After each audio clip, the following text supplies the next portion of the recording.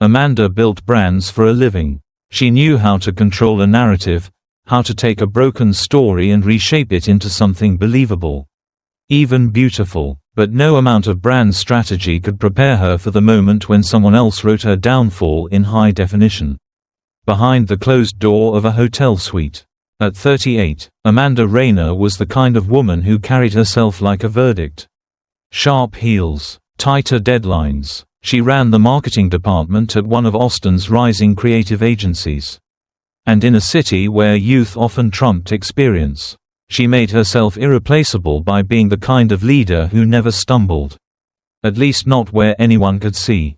She lived alone by choice. A condo in East Austin. Clean, angular furniture, no plants, no pets, just space for work and quiet. Her personal life was a blank canvas, and that was how she liked it. To colleagues, Amanda was confident, precise, and untouchable. She was never the one laughing too loud at the office happy hour. She didn't confide, didn't complain, didn't date within the firm. Her rules. And then came Jacob. Jacob Myers was 29, married, and new, fresh out of a top-tier MBA program. He was brought on as Amanda's assistant to help manage the growing demands of the client portfolio. His resume was clean, his energy contagious, and his presence subtly disruptive. He had a way of smiling just a second longer than expected. His compliments were always about more than the project, the way Amanda handled pressure, the way she made a decision seem like gravity. He noticed things, too many things. Amanda wasn't naive, she saw it, but she told herself it was harmless. An admiration she could control. A boost, maybe, during a long stretch of stressful deadlines and longer nights. He stayed late often, she let him. Their office chats grew longer. Her smiles grew more frequent. Just a little longer than they used to be. Outside the office, Amanda began checking her phone more often. She started bringing it to bed. Something she never used to do. She muted notifications but checked him anyway. And when she did, she always held the screen toward her chest. The digital intimacy deepened. Quietly. Emojis that lingered. Inside jokes that no one else would understand. Messages that started with, "Hey, this might be totally inappropriate but..." She laughed at first. Then she replied. Jacob was married. Amanda had met Naomi once at a company picnic, a kind woman. Quiet but warm. A schoolteacher. Amanda remembered thinking, with some irony, that Naomi and Jacob looked like a stock photo couple. Too perfect, too staged. But none of that mattered in the quiet moments after midnight. When Amanda found herself scrolling back through old messages, reading them twice, smiling at them, feeling something she hadn't felt in years, wanted. Naomi, for her part, noticed the changes too. Jacob had started coming home later. His excuses were thin. Pitch decks. Launch reviews. Amanda needed another set of eyes. He stopped initiating conversation, started leaving his phone face down on the nightstand. Then one Saturday afternoon, while doing laundry, Naomi found a hotel receipt in the pocket of Jacob's jeans. The date caught her attention immediately. Thursday night, the same night Jacob said he stayed late for strategy alignment. The same night Amanda had emailed the team saying she wouldn't be reachable past 9 p.m. due to a leadership dinner. Naomi didn't confront him right away. She put the receipt in her wallet. Her hands trembled, but her voice stayed calm. Amanda, that evening, was sitting on her patio sipping wine and texting Jacob something that made them both laugh. Her face was lit by the soft glow of her phone screen. The wine helped blur the edges of guilt. She knew she was stepping over lines. But the line had been so faint, and the darkness made it easy to pretend it wasn't there at all. She didn't know that her narrative was already unraveling. That somewhere, not far away, Naomi was beginning to trace the first thread. And Amanda, the woman who controlled every headline, didn't realize the next one would be written without her permission. Naomi didn't cry. She didn't scream. She simply watched. From across the street, tucked in the shadow of a lamppost, Naomi stood on the edge of a Thursday night and captured her husband stepping through the glass doors of the Avalon Hotel. 10 minutes later, Amanda arrived. Black blazer, red lipstick, confident stride. She didn't even look around.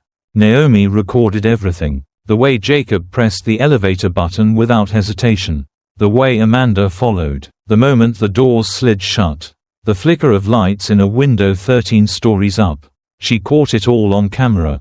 Even the sound of laughter that spilled into the hallway when the door briefly reopened. She didn't go inside. She didn't confront. Naomi was a schoolteacher. Patience and restraint were her weapons. She went home, sat at the kitchen table, and replayed the footage, not to torture herself, but to confirm, to be certain that the betrayal was real and not just imagined shadows. Amanda, the next day, walked into the office like any other Friday. Coffee in hand, poised, her team greeted her with smiles. Deadlines loomed, but her mind was elsewhere. On a text Jacob had sent just after 2 a.m. a heart emoji. And one word, perfect. She smiled at that. She had no idea what was coming. At precisely 10:43 a.m., the glass doors of the agency burst open. Naomi entered, flanked by 2 women, friends, witnesses. Each held a manila folder. The lobby fell silent. Amanda stepped out of her office. Brows furrowed. Then Naomi threw the first photo. A freeze frame from the video. Jacob's hand on Amanda's back. Another photo followed. Amanda laughing in a hallway mirror. Then another. A close-up of their hands intertwined over a wine glass. "This," Naomi said, loud and even, "is the woman sleeping with my husband. This is who represents your brand." Gasps. Phones raised. Someone started recording. A live stream began. Amanda froze. For a moment, her instincts told her to deny, to fix, but there was nothing to fix. The truth was no longer a whisper. It was an explosion. Jacob was nowhere to be seen. He had slipped out earlier that morning, not returning messages. Amanda hadn't noticed his absence until now. One of the interns laughed awkwardly. Another covered her mouth. The junior designer in the back of the room stepped away from her laptop and just stared. No one moved to defend Amanda. No one spoke. The head of HR came down from the mezzanine level. Eyes wide, she asked Naomi to leave. But Naomi, with one last folder, dropped a final set of images on the floor in front of Amanda's feet. Then she walked out, slow and steady. Amanda stood alone. The air felt thinner. The room felt colder. Her hands shook, not from guilt, but from being exposed so completely. She turned to return to her office. But the silence followed her like a shadow. The judgment wasn't loud. It didn't need to be. It was in the eyes. The posture. The averted gazes. The way no one dared whisper her name. Amanda closed the door behind her and leaned against it. Heart pounding, she looked down at the scattered photos. Then at her own reflection in the darkened window. She barely recognized the woman staring back. The strategist. The perfectionist. The one who always had control. Now, not even her own name felt like hers anymore. Amanda sat across from the director of our. Hands folded, face numb. The room was sterile, its silence only broken by the occasional hum of the air conditioner. There were no accusations, no need. The woman behind the desk simply asked, "Is there anything you'd like to disclose before we proceed with internal actions?" It wasn't a question, it was a formality. Amanda opened her mouth, closed it. She wanted to say Jacob's name, to explain how it wasn't supposed to happen, how the lines had blurred.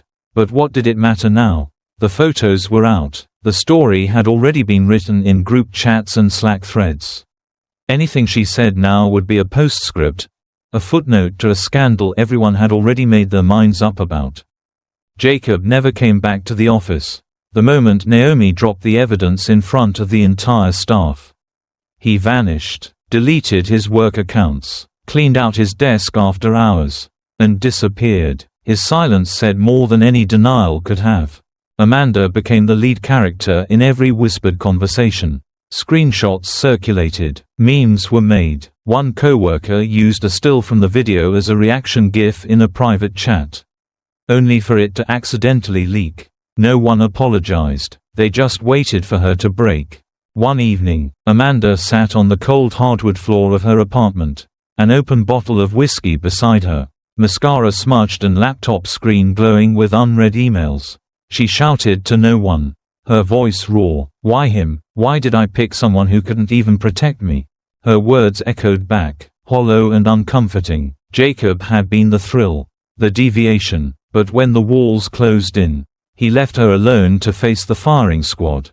Meanwhile, Naomi filed for divorce. Her message was short, just a forwarded court document and a note, "Don't contact me again." Jacob, according to rumors, had moved back in with his mother. A few claimed he was looking for jobs out of state. Others speculated he was in therapy. Amanda didn't care. She couldn't afford to care. Survival had shrunk her world to minutes, to hours, to just getting through the next breath without collapsing. She continued showing up to work for a few days, sitting in meetings where no one made eye contact. Emails went unanswered. Tasks were reassigned without her knowledge. People smiled too politely or too tightly. Then, on a Tuesday morning, Amanda stood in front of the elevator, badge in hand. Her reflection stared back from the brushed steel. Pale, exhausted, someone she didn't recognize. She turned away, walked out the lobby, and never came back. Amanda's official termination letter arrived via email at 7:06 a.m. The subject line was sterile, almost apologetic, "Termination of employment, Amanda Rayner."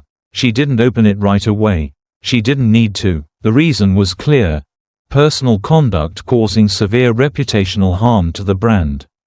She stared at the screen in silence. Coffee cooling beside her. Her apartment was still, too still. It was the kind of silence that didn't soothe but scraped. Her thumb hovered over the email, then drifted away. Amanda had always been precise, deliberate, but now, nothing about her life followed the rhythm she once controlled. Her mind played the words she hadn't yet read, over and over. Her phone lit up with a LinkedIn alert, another job post from an agency she'd once presented for.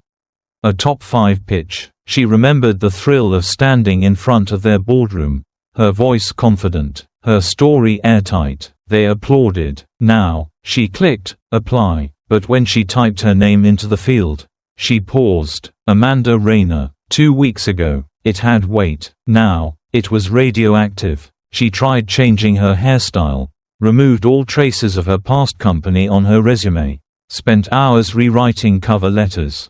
But the result never changed. Every interview started the same, polite smiles, small talk, and ended with eyes that said, "We know." No one brought up the video. They didn't need to. The air shifted when they read her name. It had become a trigger word, tied to betrayal, scandal, and something worse, moral failure. The video Naomi released had taken on a second life. It was shared in WhatsApp groups, Reddit forums, Slack channels. It was now featured in an exposé by a media collective advocating against workplace affairs. Amanda's face was blurred but still recognizable. They quoted her old tweets on ethics and branding, played a montage of her conference speeches, then cut to the footage outside the office when Naomi stormed in. The narration was surgical: a senior executive, a married subordinate, a reputation undone in one afternoon.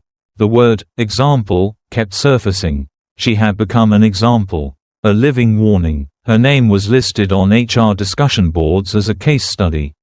People she had trained, mentored, laughed with, none reached out. Some even unfriended her online. Group chats she was once central to fell silent. She watched as her world unraveled from the inside out. Thread by thread, Amanda tried to reach out. She left messages with old colleagues, even former bosses, polite apologies, long explanations, radio silence. One person finally replied, a woman she'd shared late nights and client deadlines with, "You broke every rule we built." Amanda stared at that message for a long time, then deleted the thread. She had no defense, not anymore. Sleep evaded her, even when sedatives dulled the edge. Her dreams betrayed her. She dreamed of Naomi's face, of Jacob's hands pulling away, of a boardroom full of people turning their backs. She stopped eating regularly. Her fridge was nearly empty, dust-coated unopened meal kits. The plants by her window sagged. The silence in the apartment became a second skin. Not oppressive, but familiar. One afternoon, she watched an old video of herself delivering a TEDx talk on narrative power in the digital age. Her voice was strong, her smile magnetic. She had believed every word. She looked like someone who had never doubted herself, someone who would never fall. She laughed, not out of humor. Something cracked in her throat and it came out like a cough dressed as a giggle. That night, sitting on the edge of her bed, Amanda opened a fresh page in her journal. Her pen trembled, not from fear, from sheer depletion. She wrote one line: "I used to teach people how to build brands. Now my name is a brand of shame." Then she closed the notebook and turned off the light, not out of hope, but out of muscle memory. Amanda left Austin 2 weeks after her lease expired. No farewell party, no announcement, just a quiet departure with a few suitcases and a muted forwarding address. She found herself in a lakeside town in Michigan, where the fog came early and lingered, where neighbors nodded politely but never asked too many questions. It was the kind of place where people were content not to know your past. She rented a modest cabin near the water, its floorboards creaking like tired bones. Every morning, she walked along the shore with a mug of weak coffee and an old coat that smelled faintly of cedar. She no longer wore makeup. Her hair, once styled like a magazine spread, now curled naturally, often pinned back with a pencil. No one there knew who she had been. To them, she was Amanda Clark, a name she chose from a list of her grandmother's side of the family. A quiet woman who paid rent on time and didn't attend town events. She liked it that way. Solitude, at least, was honest. Meanwhile, Naomi launched a YouTube channel 1 year after the scandal. It began with small videos on rebuilding trust and recognizing manipulation. But it grew fast. Within months, she became a sought-after voice in the online relationship therapy community. One video trended for weeks: "The day I took my power back," and her office. Amanda saw it. She watched the entire 24 minutes without blinking. Naomi never mentioned names, but the metaphors were sharp, unmistakable. "Some people wear confidence like armor," she said, "but take away the applause, and they collapse under their own echo." Amanda closed the laptop afterward and sat very still. She didn't cry, she didn't curse, she simply sat. Jacob had vanished. After the scandal, he deactivated everything. Rumors floated through LinkedIn ghost accounts and HR grapevines that he was working a desk job in Seattle. Something low profile. One message mentioned he lived with his mother. Amanda didn't pursue the details. Some absences are best left uninterrupted. Months passed in quiet loops. Amanda read books. She volunteered once at the local library but didn't return. She wrote a lot: essays, thoughts, half-finished letters never sent. Her journal became a daily ritual. One day, she received a letter in the mail with no return address. Inside was a folded piece of notebook paper and familiar handwriting. It was from a former intern, Marissa. "You probably don't remember me," it began. "I was the quiet one during the bodega pitch. But I remember you. You taught me how to speak with my chest. You taught me that clarity is courage. I don't know what happened to you. I've heard things, sure, but I don't care. I just wanted you to know. I still carry your lessons. And I hope, wherever you are, you're teaching yourself something just as brave." Amanda read the letter twice. Then again, her hands trembled a little. But she didn't drop the paper. She didn't respond, not because she didn't want to, but because the letter didn't ask for anything. It only offered something rare: memory without judgment. That evening, Amanda sat by the lake longer than usual. The sun dipped low, the water gleamed silver, and the breeze was just cold enough to keep her grounded. She whispered something aloud, though no one was near enough to hear it, not even the birds. "I made a mess," she said. Then, more quietly, "but I'm still here."